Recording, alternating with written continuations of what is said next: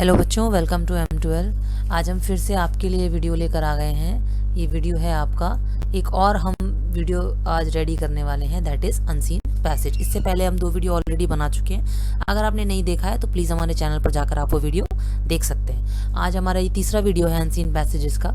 इसमें भी हम 2 अनसीन पैसेजेस देखेंगे, तो चलिए इन्हें पढ़ लेते हैं। The outer solar system is the name of planets. जो हमारा आउटर सोलर सिस्टम है, यानी कि हमारा जो सौरमंडल है, इसके बाहर जिसे आउटर सोलर सिस्टम कहते हैं, वो क्या है? Is the name of the planets beyond the asteroid belt. तो जो एस्टेरॉयड की बेल्ट है उसके बाहर जितने भी ग्रह हैं उनको आउटर सोलर सिस्टम कहते हैं। These planets are called gas giants. इन प्लैनेट्स को गैस जाइंट कहा जाता है, यानी कि गैस के राक्षस कहा जाता है, because they are made up of gas and ice. क्योंकि इनमें क्या पाई जाती है? गैस पाई जाती है और आइस पाई जाती है। The first stop of our tour is the 5th planet. हम अगर अपनी यात्रा करें तो सबसे पहला प्लैनेट हमारा कौन सा पड़ता है? जुपिटर, यानी कि Brihaspati. Jupiter is bigger than 300 earths. अगर 300 पृथ्वियों को मिला दिया जाए तो उसके बराबर एक बृहस्पति ग्रह बनता है। It is made up of hydrogen and helium and a few other gases. ये किससे मिलकर बना होता है? हाइड्रोजन, हीलियम और कुछ और गैसेस के मिलकर बना होता है। There are violent wind storms that circle around Jupiter. वहाँ पर बहुत सारे हवा के भंवर और तूफान होते हैं जो कि बृहस्पति के आसपास बनते रहते हैं। The most famous storm is called the great red spot. और जो सबसे फेमस हवा का तूफान है, जो उसका नाम दिया गया है, उसको बोला जाता है the great red spot. It has been churning for more than 400 years already. ये जो घूम रहा है, चर्निंग का मतलब होता है घूमना, ये जो घूम रहा है ये ऑलरेडी 400 सालों से घूमे जा रहा है वहाँ पर। At last count Jupiter has 63 known moons and a faint ring around it too. Brihaspati के आसपास एक फेंट रिंग है, मतलब कि बहुत ज़्यादा दिखाई नहीं देती है, पर उसके आसपास एक रिंग बनी हुई है। और इसके ऑलरेडी 63 चांद हैं, यानी पृथ्वी का हमारा एक ही चांद है ना, इस तरह से इसके 63 चांद हैं, 63। Next in our space neighbourhood come Saturn. उसके बाद हमारे पड़ोस में कौन सा आता है? Shani. It is well known for the series of beautiful rings that circle it. ये जाना जाता है कि इसके आसपास बहुत खूबसूरत रिंग बनती है। एक एस्टेरॉइड्स की रिंग होती है, वो रिंग बनती है, आपने देखा होगा कभी शनि ग्रह, तो इसके आसपास रिंग बनी होती है, वो इसकी पहचान होती है। They are made of tiny bits of frozen dirt and ice. ये किससे बनी होती हैं वो रिंग्स? वो होती हैं जमी हुई धूल और बर्फ के कण। Like Jupiter, Saturn is made up of mostly hydrogen and helium. Jupiter यानी ये बृहस्पति की तरह ही शनि भी हाइड्रोजन और हीलियम से ही मिलकर बना होता है। It is smaller though at only 95 times the size of earth. मतलब कि उसमें 300 पृथ्वियां थी, इसमें केवल हमारी धरती से सिर्फ 95 गुना बड़ा होता है। ये बृहस्पति से छोटा होता है लेकिन धरती से बहुत बड़ा होता है। सैटर्न है 62 मून्स और शनि के पास कितने चांद हैं? 62, यानी कि 62। इसमें है 63 और इसमें है 62। 7th planet Uranus and its 27 moons orbit very far from the सन।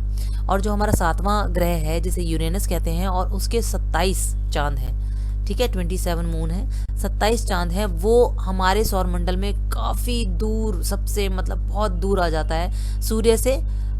हाँ, मतलब समझ लो 7वें ऑर्बिट में चक्कर लगा रहा है तो सूर्य से बहुत दूरी आ जाती है उसकी।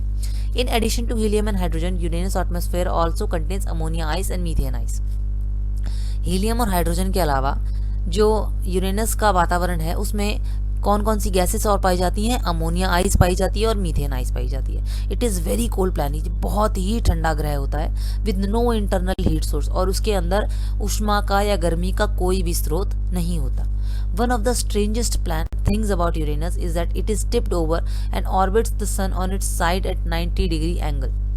यूरेनस की सबसे अनोखी बात यह है कि एक तो ये टिप्ड ओवर होता है मतलब कि थोड़ा इस तरह से होता है कि ये जो सूर्य का चक्कर लगाता है तो 90 डिग्री की धुरी पर घुमा हुआ होता है, 90 डिग्री की धुरी पर ये चक्कर लगाता है। The 27 moons it has orbit from top to bottom. और इसको क्या है, जब दूसरे ग्रहों के चक्कर उनको कैसे लगाते हैं? साइड में लगाते हैं। इसके जो चांद हैं वो ऊपर से लेकर नीचे चक्कर लगाते हैं, टॉप टू बॉटम, यानी कि ऊपर से नीचे की तरफ जाकर चक्कर लगाते हैं इसके चांद। Instead of left to right like our moon. जैसे कि मैंने बताया कि जो धरती का हमारा चांद है वो हमारा लेफ्ट टू राइट चक्कर लगाता है, और जो यूरेनस का चांद है वो इसके ऊपर से नीचे चक्कर लगाते हैं। The 8th planet is Neptune, जो हमारा 8वां ग्रह है वो कौन सा है? Neptune. Like Uranus it is made up of hydrogen, helium, ammonia ice and methane ice. Same to same Uranus की तरह ही नेपच्यून भी हाइड्रोजन, हीलियम, अमोनिया आइस और मीथेन आइस से मिलकर बना होता है। But unlike Uranus, Neptune does have an inner heat source. लेकिन यूरेनस में कोई अंदर गर्मी का स्रोत नहीं होता, लेकिन नेपच्यून में होता है। जस्ट लाइक अर्थ, जैसे हमारी पृथ्वी में है। It radiates twice as much as heat at receives from the sun. मतलब कि जितनी गर्मी इसको सूरज से मिलती है उससे दुगनी गर्मी ये खुद पैदा कर लेता है। Neptune's most distinctive quality its blue colour. और नेपच्यून की जो सबसे खूबसूरत और सबसे अनोखी जो बात है वो है इसका नीला रंग। Most of the information we know about it came from the Voyager 2 spacecraft passing close by 1989। सबसे ज़्यादा चीज़ें जो अब तक भी हम नेपच्यून के बारे में जानते हैं वो किस वजह से जानते हैं कि जो हमारा स्पेसक्राफ्ट था, जो रॉकेट था, जो हम अंतरिक्ष में छोड़ते हैं, वो वॉयाजर 2 के नाम का स्पेसक्राफ्ट था, जिसे कि 1989 में छोड़ा गया था और 1989 में वो नेपच्यून के पास से होकर गुजरा था, तो हमें उसके बारे में जानकारी इतनी मिली। Pluto is the last and was considered a planet after its recovery in 1930। Pluto अब हमारे सौरमंडल का ग्रह नहीं है, उसका पार्ट नहीं है, लेकिन फिर भी इस वाले पैराग्राफ में उन्होंने दे दिया है, ये पैराग्राफ बना दिया है जब प्लूटो उस वक्त ग्रह हुआ करता था हमारे सौरमंडल में। Pluto is the last and was considered a planet after it's discovery in 1930। Pluto को आखिरी ग्रह माना गया जब उसको खोज की गई 1930 में। In 2006 Pluto was demoted and reclassified as a dwarf planet. अब 2006 में क्या किया गया? 2006 में प्लूटो को डिमोट कर दिया गया, मतलब उसको उसका जो रैंक था उसको कम कर दिया गया और उसको रिक्लासिफाइड कर दिया गया एज अ ड्वार्फ प्लैनेट, यानी कि बोना ग्रह के नाम से उसको छोटा बना दिया गया। Pluto exist in the Kuiper belt. जो प्लूटो होता है वो क्यूपियर बेल्ट में पाया जाता है। That's just a fancy name for the band of rocks, dust and ice that lies beyond the gas giant. मतलब कि जितने भी गैस जायंट हमारे अंतरिक्ष में पाए जाते हैं, जिनके बारे में मैंने ऊपर बात की है, उन्हीं की एक तरह से एक बैंड बन जाता है। जैसे एक बैंड होता है ना हमारा जो गोल, उसमें किस चीज़ का बैंड होता है वो? जिसमें चट्टानें होती हैं, धूल होती है और बर्फ होती है, जो कि हमारे गैस जायंट्स के आसपास पाया जाता है। उसी वाली जो बैंड बना हुआ है, वो जो रिंग बनी हुई है, मोटी रिंग बनी हुई है, उसी रिंग में से एक क्यूपियर बेल्ट होती है जिसका ये हिस्सा है। Scientist have found objects bigger then Pluto in its belt. और उस बेल्ट में साइंटिस्ट को, वैज्ञानिकों को प्लूटो से भी ज़्यादा बड़ी बड़ी चीज़ें मिली हैं। This our solar system has many secrets to explore. इसलिए हम कह सकते हैं हमारा जो सौरमंडल है उसमें बहुत सारे ऐसे सीक्रेट हैं जो उनको अभी भी खोजे जाने की ज़रूरत है। चलिए, on the basis of your reading passage answer the following questions briefly. अपने पैसेज को पढ़ने के बाद नीचे आंसर्स क्वेश्चंस दिए गए, उनके आंसर आपको बताने। पहला क्वेश्चन है, what is the great red spot? Great red spot हमने जुपिटर में पढ़ा था। जुपिटर का जो सबसे बड़ा हवा का तूफान है, तो उसी को ग्रेट रेड स्पॉट कहते हैं। इसको हम लिखेंगे कैसे? The great red spot is one of the violent wind storms that circle around Jupiter. Great red spot एक ऐसा हवा का तूफान है जो कि बृहस्पति के आसपास चक्कर लगाता है। It has already been churning for more than 400 years. ये ऑलरेडी 400 सालों से बृहस्पति के आसपास चक्कर लगा रहा है। सेकंड क्वेश्चन क्या है हमारा? सेकंड क्वेश्चन है, how small is Saturn as compare to Jupiter? ये कहने का मतलब है इसका जो शनि है वो बृहस्पति से कितना छोटा है। As Jupiter is bigger than 300 earths and Saturn is 95 times the size of the earth. कैसे पता चला? जुपिटर जो है वो 300 पृथ्वियों के बराबर है और जो शनि ग्रह है वो हमारी धरती से 95 गुना बड़ा है। तो सैटर्न इज लेस देन 95/300 और less than 32% smaller than Jupiter. ये उन्होंने हिसाब लगा के बता दिया। आप ये ना भी लगाएं, आप सीधे इतना भी लिख सकते हैं कि Saturn is 95% size of the earth and Jupiter is 300 equal to 300 earth. Third option में कहता है, why the moons of Uranus are peculiar? जो यूरेनस के जो चांद होते हैं वो विशिष्ट क्यों होता है, विशेष क्यों है? पेक्यूलियर का मतलब विशेष क्यों है? क्यों? क्योंकि हमने पढ़ा था ऑलरेडी कि वो ऊपर से नीचे चक्कर लगाते हैं। तो इसको हम ऐसे लिखेंगे, the moons of Uranus are peculiar because they orbit the planet from top to bottom instead of left to right like our moon. क्योंकि हम जैसे कि हमारा चांद है जो लेफ्ट टू राइट चक्कर लगाता है, यूरेनस के जो चांद है वो ऊपर से नीचे चक्कर लगाते हैं। अगला है आपका, why is Neptune's unique quality which distinguishes it from other gas giants? जो नेपच्यून की ऐसी कौन सी क्वालिटी है जो उसको दूसरे गैस के राक्षस ग्रह जो हैं उनसे अलग करती है? इसका आंसर है आपका, Neptune's one unique quality which distinguishes it from other gas giants is blue colour. ठीक है, इसका नीला रंग जो है इसे बाकी गैस जायंट से अलग करता है।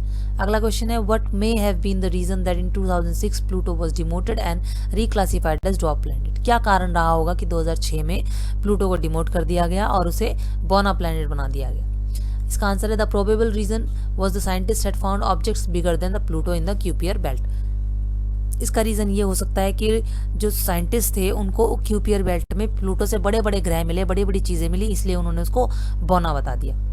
लास्ट क्वेश्चन है why are the planets beyond the asteroid belt called gas giants. मतलब कि उस क्षुद्र ग्रह की जो बेल्ट होती है उसके बाहर जितने भी ग्रह पाए जाते हैं उनको गैस जायंट्स क्यों कहते हैं? इसलिए कहते हैं कि because the planets beyond the asteroid belt are called gas giants because they are made up of gas and ice and are very very large in size than earth. उनको gas giants इसलिए कहते हैं कि वो basically gas से और ice के ही बने होते हैं और वो धरती से बहुत बड़े होते हैं, इसीलिए। On the basis of our reading, complete the statements given below by choosing the most appropriate option। अब यहाँ पर आपको एक सेंटेंस दिया हुआ है, इसको आपको पूरा करना है और इसके यहाँ इन्होंने ऑप्शन दे दिए हैं। The two gases which makes up most of the Jupiter and Saturn, ज़्यादातर जुपिटर और सैटर्न में कौन सी गैसेस से मिलकर बना होता है? हाइड्रोजन एंड हीलियम ऊपर पढ़ चुके हैं। हाइड्रोजन हीलियम आपके ऑप्शन में कहाँ है? ऑप्शन नंबर सी आपका आ जाता है। ऑप्शन नंबर सी आपका हाइड्रोजन एंड हीलियम। ठीक है, नेक्स्ट क्वेश्चन है the Kuiper belt is an area of rocks dust and ice that, यहाँ पर आपका ब्लैंक आ गया। क्यूपियर बेल्ट क्या है? बेसिकली एक एरिया है जिसमें चट्टाने हैं, धूल है और बर्फ है, जो कि कहाँ पर है? इज बियॉन्ड जुपिटर सैटर्न के बीच में है, इज बियॉन्ड प्लूटो, प्लूटो के भी दूसरी तरफ है, इंक्लूड्स प्लूटो, प्लूटो के साथ में है, या फिर सैटर्न के रिंग में है। कहाँ है ये? इंक्लूड्स प्लूटो, क्योंकि प्लूटो कहाँ है? क्यूपियर बेल्ट में ही पाया जाता है ना, इसीलिए क्यूपियर बेल्ट का हिस्सा है प्लूटो। अ सिनोनिम ऑफ फेंट यूज इन पैराग्राफ 2, जहां पर पैराग्राफ 2 में फेंट यूज किया गया है, इसका मतलब क्या है? इनडिस्टिंक्ट, स्लाइट, मफल्ड और अनकॉन्शियस। इनडिस्टिंक्ट का मतलब होता है जो बहुत ज्यादा अलग नहीं है, ठीक है, नॉर्मल ही है, बहुत ज्यादा अलग नहीं है, जो अलग से दिखाई दे, ऐसा नहीं है। फेंट मतलब जो ना के बराबर दिखाई देता है, तो ये आपका मतलब इसका इनडिस्टिंक्ट होता है, तो ये आपका आंसर आ जाएगा। A synonym of circle used in paragraph 3, circle 3 में, पैराग्राफ 3 में सर्कल शब्द यूज किया गया है, इसका क्या मतलब है? Circle around the earth. ठीक है, सर्कल अराउंड मतलब चक्कर लगाना, चक्कर लगाने को हम घूमने को क्या कहते हैं? सराउंड। तो यहाँ आंसर क्या लिखेंगे? Option D, surround. अगला बता रहा है a synonym of tipped used in paragraph 4, वो कह रहा है कि यहाँ पर टिप्ड यूज किया गया था, आप देख सकते हो, उसने कहा था कि कौन सा प्लैनेट है विच इज टिप्ड। हम यहाँ पर देखते हैं, यहाँ पर देखा था यूरेनस के लिए बोलता है that it is tipped over and orbits the sun its 90 degree angle. तो यहाँ पर वो बोल रहा है कि टिप्ड का मतलब क्या है, मतलब सिनोनिम क्या है, पर्यायवाची क्या कह सकते हैं? तो टॉप, टिल्टेड, पोर्ड या प्रेजेंटेड, ये आ जाएगा आपका टिल्टेड। टिल्टेड का मतलब होता है झुका हुआ, क्योंकि हमने वो पढ़ा है कि 90 डिग्री एंगल में वो झुका होता है, तो 90 डिग्री के एंगल पे ही वो चक्कर लगाता है सूर्य का, तो वो टिल्टेड हो गया। टिल्टेड मतलब झुका हुआ। अ सिनोनिम ऑफ पासिंग, ठीक है, पासिंग थ्रू द प्लैनेट्स हम बोलते हैं, जो पैराग्राफ 5 में उसने यूज किया है, इसका मतलब क्या है? ट्रैवलिंग, शॉर्ट लिव्ड, अडॉप्टिंग और ओवरटेकिंग। हमने पढ़ा Voyager 2 passing through the orbits, है ना, यहाँ पर हमने देखा था, ये देखिए the spacecraft passing close by 1989, जो नेपच्यून से होकर गया था, वोयाजर 2 होकर गया था। पासिंग थ्रू का मतलब, पासिंग क्लोज का मतलब ये है कि उसके पास से होकर गया था 1989 में, तो वो कह रहा है कि पासिंग का हमें मतलब बताने, तो पासिंग का मतलब क्या होगा? ट्रैवलिंग, वहां ट्रैवल ही तो कर रहा था वो स्पेसक्राफ्ट, तभी तो उसके पास से होकर गया था, तो यहाँ इसका मतलब आ जाएगा ट्रैवलिंग। ठीक है, चलिए ये आपका एक पैराग्राफ कर लिया हमने, अब सेकंड पैराग्राफ पढ़ते हैं। सेकंड पैराग्राफ है the Chipko literally to cling in Hindi. अब चिपको का मतलब आप सबको पता ही है, इंग्लिश में इसे क्लिंग बोलते हैं, इंग्लिश में नहीं पता होगा, इंग्लिश में इसको क्लिंग बोलते हैं, हिंदी में आप चिपको सब कुछ जानते हो, चिपकने का मतलब क्या होता है। चिपको मूवमेंट और Chipko Andolan is a socio ecological movement that practices the Gandhian methods of satyagraha and non violent resistance through the act of hugging trees by protecting them from being cut. इसका मतलब ये है कि चिपको आंदोलन एक चलाया गया था, तो चिपको आंदोलन का जो मेन पर्पस था वो यही था कि गांधी जी के जो आदर्श थे, गांधी जी के जो रूल थे, सिद्धांत थे अहिंसा का, उसको मानना, सत्याग्रह को गांधी जी के तरीके से फॉलो करना और एक नॉन वायलेंट यानी अहिंसात्मक तरीका अपनाना, जिसमें कि लोगों ने क्या किया था, लोग पेड़ों को हक कर लिया था उन्होंने, मतलब पेड़ों से लग कर खड़े हो गए थे, पेड़ों को घेर कर खड़े हो गए थे, पेड़ों को गले लगा लिया था, जिससे कि उनको काटने से बचाया जा सके। उन्होंने ये कहा था कि हम वो पेड़ से इस तरह चिपक गए थे कि अगर लोगों को पेड़ काटना होगा तो उन्हें भी काटना पड़ेगा। तो ये सत्याग्रह आंदोलन था, जिसमें कि गांधी जी के आदर्शों पर चलते हुए अहिंसात्मक तरीका अपनाया गया। Chipko movement started in the early 1970s। Chipko आंदोलन कब शुरू हुआ? 1970 की शुरुआत में इन गढ़वाल में। With growing resentment towards rapid deforestation. Deforestation का मतलब होता है लगातार पेड़ काटे जाना। तो लगातार जब पेड़ काटे जा रहे थे तो उसके अगेंस्ट में यानी कि उसके विरुद्ध आते हुए 1970 के दशक में ये चिपको आंदोलन चलाया गया। The landmark event is struggle took place in 26 March 1974। और जो लैंडमार्क मतलब जो मुख्य इसकी घटना हुई चिपको आंदोलन की, वो कब हुई?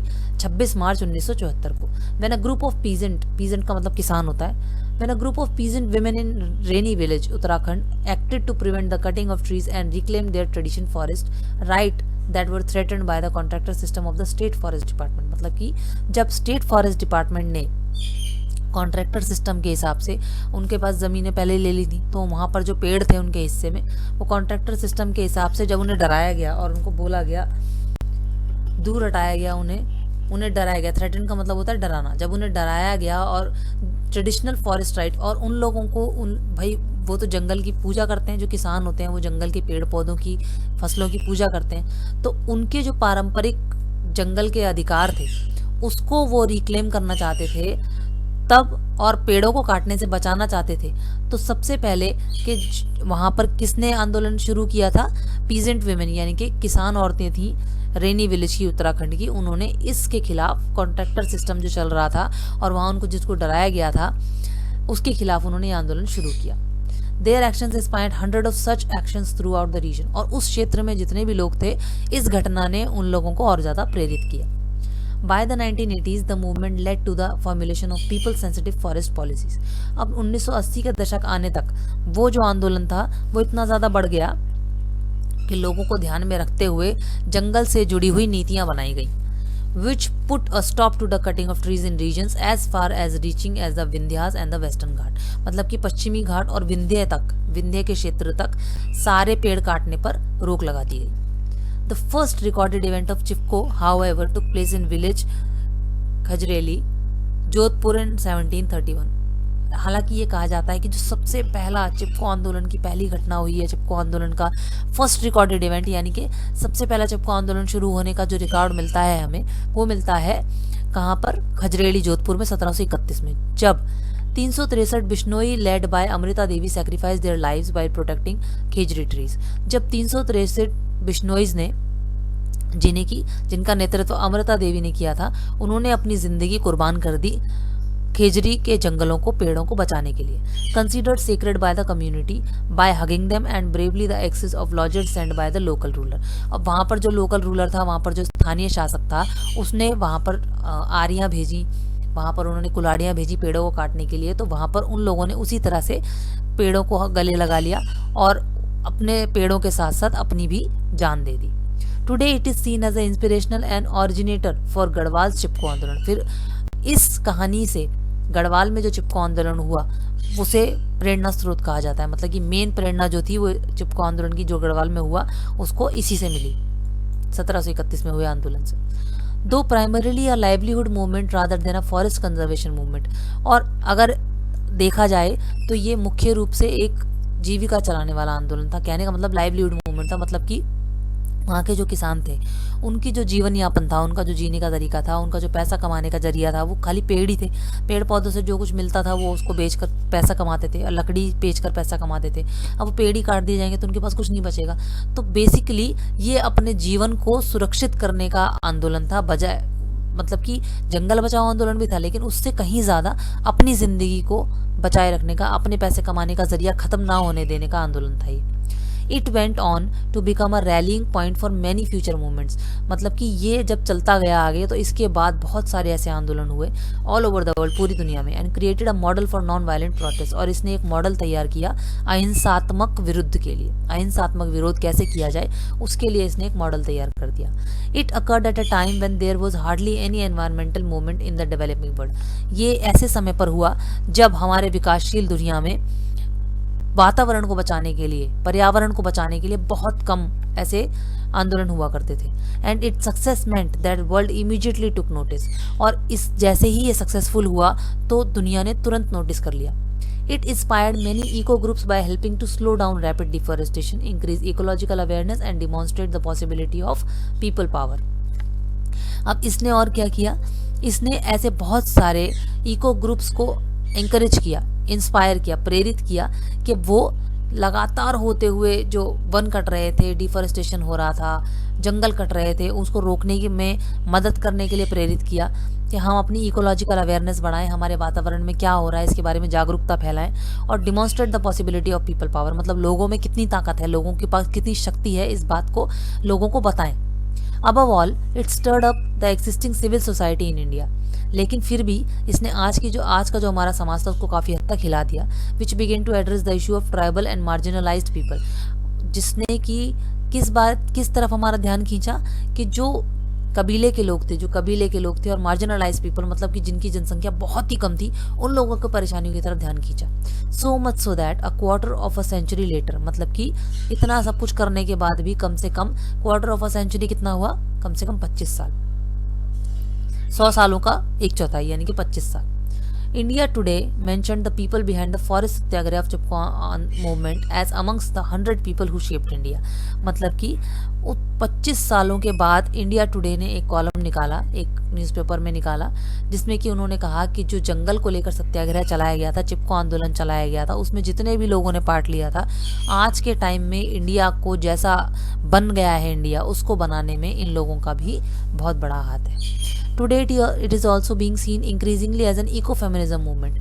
आज इसको बहुत मात्रा में eco-feminism movement के दौरान भी देखा जाता है, मतलब कि जिसमें कि क्या देखा जाता है कि पर्यावरणीय भी है और फेमिनिज्म भी है, मतलब कि औरतों के फेवर में भी है। विमेन वर इट्स बैकबोन, मतलब कि क्योंकि उस वक्त जब चिपको आंदोलन चलाया गया उसमें सबसे आगे कौन था, औरतें थी।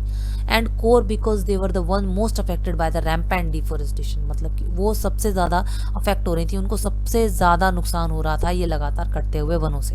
विच led to a lack of firewood and fodder as well as drinking and irrigation water, जिसकी वजह से क्या नुकसान हो रहा था, एक तो लकड़ियों की कमी हो रही थी, ठीक है, लकड़ियों की कमी होने की वजह से उनके पास पीने का और सिंचाई करने के लिए पानी भी नहीं मिल पा रहा था उन्हें। In 1987 Chipko movement was awarded the Right Livelihood Award, और 1987 में चिपको आंदोलन को राइट लाइवलीहुड अवार्ड से नवाजा गया, यानी कि उनको यह अवार्ड दिया गया। ठीक है, same on the basis of reading of passage answer the following questions briefly. आपको ये पैराग्राफ पढ़ना है और क्वेश्चंस के आंसर देने हैं। पहला क्वेश्चन है, what was the landmark event in Garhwal Chipko movement. Landmark event क्या है, ये आपको सीधे सीधे पैराग्राफ में दिया हुआ है, इसका आपके पास आंसर आ जाता है। यहाँ पर हम देख सकते हो what was the landmark event. Landmark event इन्होंने यहाँ बताया था, landmark event in this struggle took place on 26 March 74 where a group of peasant, यहाँ से आंसर आ जाएगा, where a group of present women in Reni village Uttarakhand acted to prevent the cutting of trees and reclaimed their traditional forest right that were threatened by the contract system of the state forest department। ये आपका question number 2 आ जाता है। Question number 3 आप देख लें।